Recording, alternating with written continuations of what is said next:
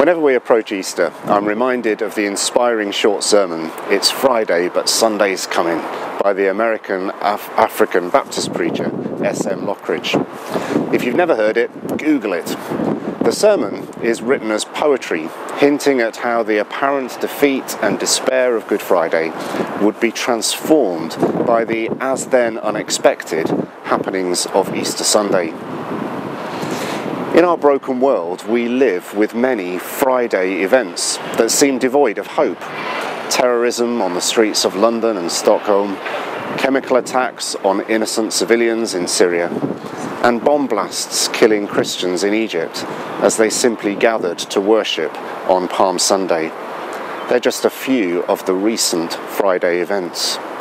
And when faced with such events, it can be so easy to despair and lose sight of resurrection hope.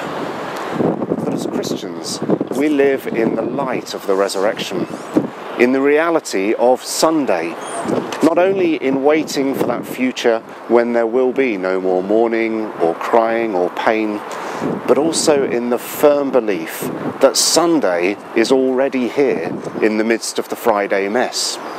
For example, as we witnessed with horror the Westminster attacks of the 22nd of March, so at the very same time we also saw the best of humanity, the selflessness of those who came to the aid of the injured, and the bravery of the police. Friday and Sunday, suffering and hope mixed up together in the tragedy of that one afternoon. On Good Friday, Jesus experienced the full extent of human suffering, himself the victim of so-called religious zealotry.